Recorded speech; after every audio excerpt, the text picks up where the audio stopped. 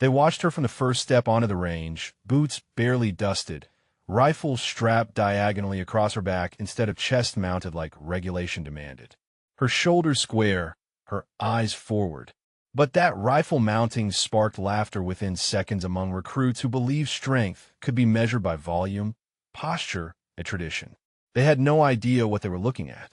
Elena Martinez moved like water through stone, silent, purposeful, unbreaking. While others clattered with regulation gear, she carried hers like it was part of her skeleton. But Elena Martinez had secrets carved into muscle memory.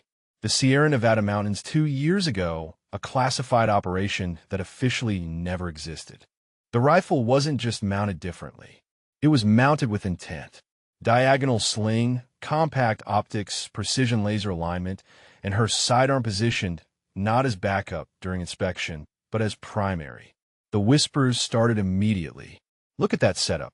Recruit Harrison snickered, elbowing his buddy, who taught her to mount a rifle like that. Her cousin. More laughter, more elbow nudges, more mockery disguised as military banter. Elena remained motionless, neither confrontational nor avoidant, simply grounded, waiting, not for permission, not for defense, but for the moment she knew would come as soon as someone forced her hand. "Maybe she thinks she's in some video game." Another recruit added, "That's not how real soldiers carry their weapons." Instructor Reynolds had been watching from across the range. This man with 18 years of special operations experience had noticed something in her weapons setup. The diagonal sling wasn't just unconventional. It was specialized. Only one type of operator trained that way. Reynolds' eyes narrowed. This setup wasn't random. It wasn't amateur. It was deliberate, tactical, familiar. A configuration used by units operating in vertical terrain where standard mounting became a liability.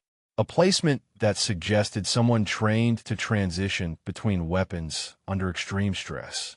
The classified extraction with a disbanded special unit that officially never existed, carrying a wounded squad leader rifle for 52 hours through hostile terrain with no backup and no air support.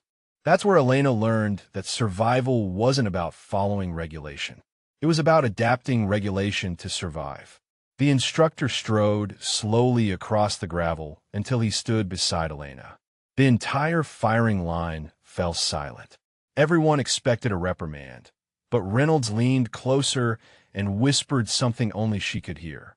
Only Rangers train like that. The words hung in the air like smoke from a discharged round. Elena's eyes met his for just a moment. A flicker of recognition, a silent acknowledgement between warriors who'd walked through shadows others couldn't imagine. Reynolds straightened and walked back down the line like nothing had happened, but everything had changed. The laughter stopped. The jokes died. Suddenly, Elena wasn't just the recruit with a weird low doubt.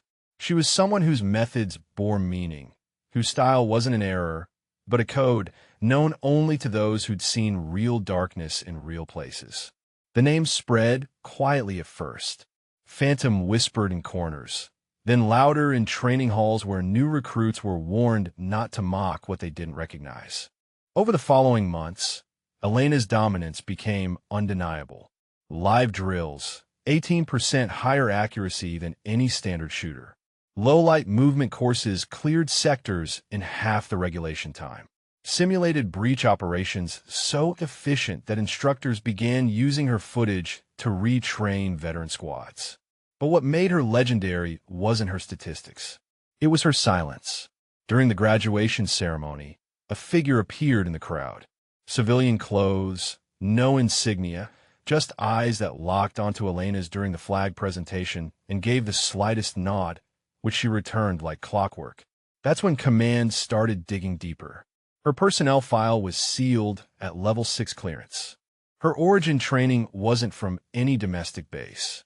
Her weapon configuration matched profiles used by a disbanded Tier 1 unit dissolved after an incident the public never learned about.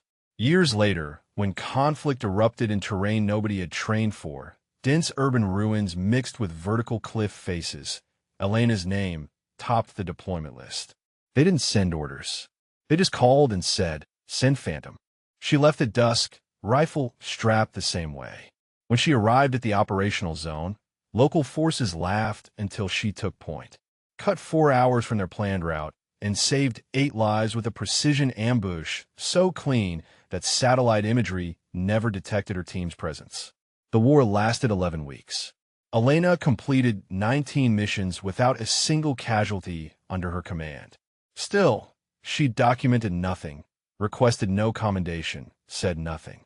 Only once did she break her silence. A rookie asked her, "Why do you still mount your rifle like that?" Elena replied, "Because it doesn't forget what I've endured." Then she walked into the morning mist, her silhouette fading like a story never told. Today, the Phantom Mount is taught in select operations training under tactical ergonomics, and at the base where it all began, carved into a quiet plaque near the weapon racks. Read the single line. Sometimes the most powerful stories are the ones never told. Did this story move you? Let us know what city you're watching from in the comments. And if you want to hear more stories of silent heroes, don't forget to subscribe to Silent Heroes. The morning air carried the weight of unspoken history as Elena adjusted her gear with methodical precision. Each movement deliberate, each piece of equipment positioned exactly where muscle memory demanded it be. The diagonal sling wasn't just unconventional mounting, it was survival methodology learned in places where textbook tactics meant death. Sierra Nevada operations had taught her that regulations were guidelines, not gospel. When your teammate bleeds out in your arms at 12,000 feet, when enemy fire pins you against granite walls with nowhere to retreat, when extraction helicopters can't reach you through mountain weather, you learn to adapt or you learn to die. The compact optics weren't standard issue, because standard issue hadn't been designed for the kind of vertical warfare she'd survived. The precision laser alignment gave her target acquisition advantages that regulation mounting simply couldn't provide. Every modification on her weapon system told a story of hard lessons learned in hostile territory. But Elena never spoke of those lessons. She carried them silently, wore them like invisible scars that only other warriors could recognize. The transformation in recruit attitudes was immediate and complete. Where laughter had echoed moments before, now only respectful silence remained. Harrison, who had mocked her mounting technique, now studied her movements with the intensity of someone trying to decode a master's methods. The other recruits stepped back, creating space around Elena, not from fear, but from recognition that they were in the presence of something beyond their understanding. Reynolds watched the shift with professional satisfaction. In 18 years of special operations, he had learned to identify authentic warriors beneath surface appearances. The diagonal sling, the precision equipment placement, the controlled breathing patterns, even the way Elena distributed her weight while standing, all spoke to training that exceeded anything available in standard military programs. This wasn't theoretical knowledge learned from manuals or classroom instruction. This was muscle memory forged under fire, techniques refined through necessity when failure meant death. Elena remained motionless through the attention, neither acknowledging the newfound respect nor dismissing the earlier mockery. She simply existed in that moment with the same focused awareness she brought to everything. Word of Elena's capabilities spread through the training facility like ripples through still water. The call sign Phantom emerged organically, whispered first in equipment rooms where seasoned instructors gathered after hours. They spoke in hushed tones about recruitment files that disappeared into classified databases, about weapon configurations that matched no standard military handbook, about a recruit whose skills suggested training from units that officially didn't exist. New arrivals were warned quietly in barracks conversations. Don't judge what you don't understand. Don't mock techniques you haven't mastered. Elena's methods became case studies in advanced tactical programs. Her footage from brief simulations was analyzed frame by frame, her movement patterns dissected and incorporated into elite unit training protocols. Yet she remained an enigma, answering direct questions with polite deflection, sharing no stories, claiming no achievements. The Phantom mount she employed began appearing in specialized military manuals under tactical ergonomics chapters. Military historians would later note that certain innovations emerged not from research laboratories, but from operational necessity in environments too classified to document. The graduation ceremony arrived with military precision and ceremonial dignity. Elena stood in formation with her class, her phantom mount visible to those who knew what to observe. Among the assembled crowd of families and officials, one figure drew no attention, yet commanded complete awareness. Civilian clothing without insignia, unremarkable appearance that somehow suggested extraordinary background. During the flag presentation, when Elena stepped forward to receive her certification, their eyes met across the assembled crowd. The civilian gave the slightest nod, a gesture so subtle that only Elena recognized its significance. She returned the acknowledgement with equal discretion, a silent communication between individuals who shared knowledge too classified for public recognition. Command noticed the exchange. Within hours, personnel officers discovered that Elena's training records contained gaps that required special clearance to access. Her weapon configuration matched profiles used by disbanded special units, tactics developed for operations that appeared in no official military history. The Phantom Mount wasn't innovation.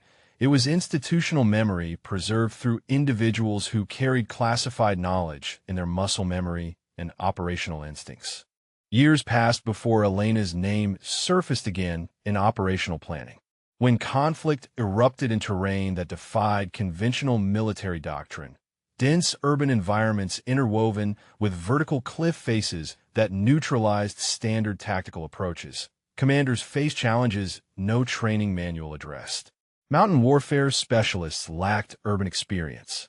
Urban warfare experts couldn't operate in vertical terrain. The operational requirements demanded someone with hybrid capabilities that officially didn't exist in military personnel databases. Elena's name appeared at the top of deployment recommendations. No formal orders were issued. No standard military protocols were followed. A secure communication channel carried a simple message: send Phantom. She departed at dusk, rifle configured exactly as it had been during that first day on the training range. The diagonal sling, the compact optics, the precision laser alignment, all unchanged despite years of military pressure to conform to regulation standards. When Elena arrived at the operational theater, local military commanders reacted with predictable skepticism. Another headquarters specialist with untested theories and academic credentials. Their skepticism evaporated within hours of Elena taking operational command. Routes that military planners estimated would require 8 hours of careful navigation.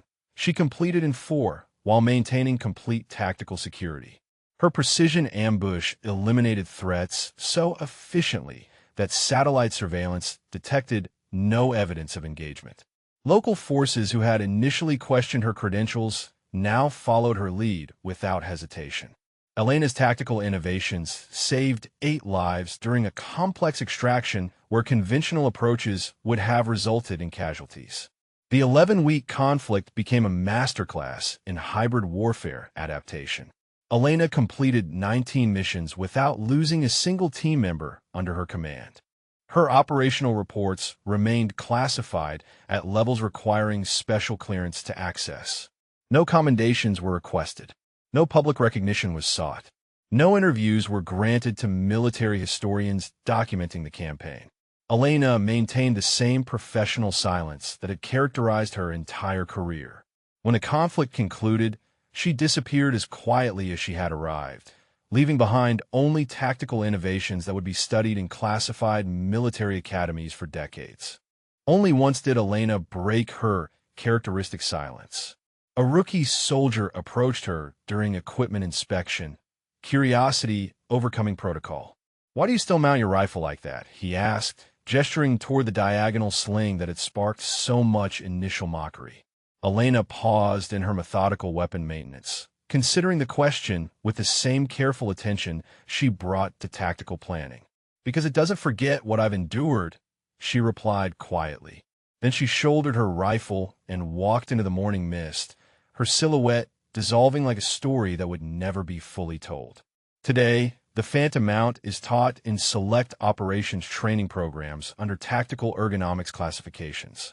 At the base where Elena's legend began, a simple plaque stands near the weapon storage racks. The inscription reads only one line. Sometimes the most powerful stories are the ones never told. Did this story move you? Let us know what city you're watching from the comments below. If you want to hear more stories about silent heroes who shaped history from the shadows, don't forget to subscribe to Silent Heroes channel.